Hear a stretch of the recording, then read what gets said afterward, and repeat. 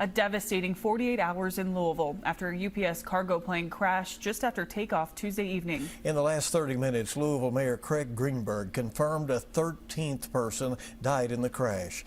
Several others are still missing. The NTSB said that one of the plane's left wings, the left wing, one of the engines on the left side, caught on fire after it was cleared to take off, and the engine then fell off. Well, today we learned the jet's last recorded speed was more than 200 miles an hour, and its last recorded altitude was 475 feet. Investigators think it could take more than a year to figure out exactly why that crash happened.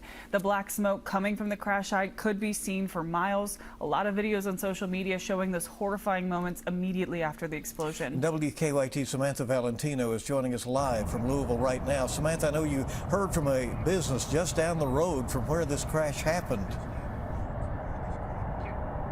Stooges Bar and Grill is located just steps from the scene of this deadly plane crash. The video on your screen right now shows flames and smoke towering over the restaurant in the moments after that crash happened. Today we spoke with the restaurant's owner along with a bartender who was working that night. She describes the terrifying moments she and her co-workers had to run from the scene. You just think this whole time it's not real, it's not real. Keila Kennedy has worked at Stooges Bar and Grill for almost a decade, but Tuesday was unlike any other night. All I saw was a plane in the sky in flames.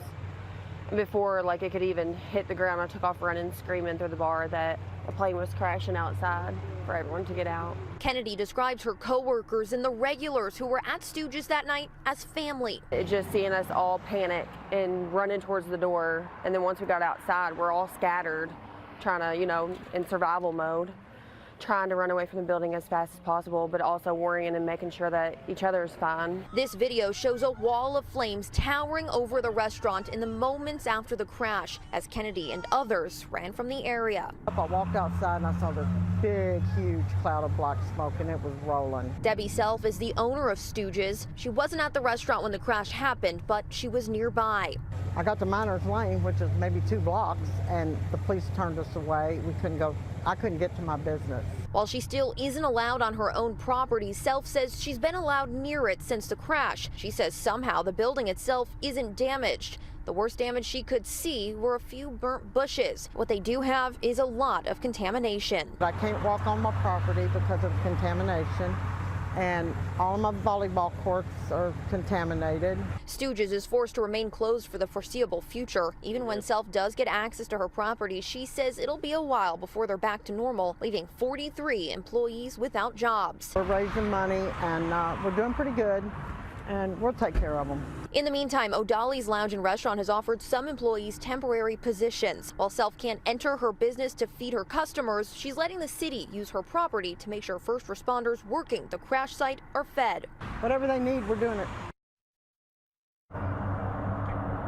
She says she just wishes she could feed those brave first responders herself, adding if it weren't for them and their selfless work, she probably wouldn't have a restaurant anymore.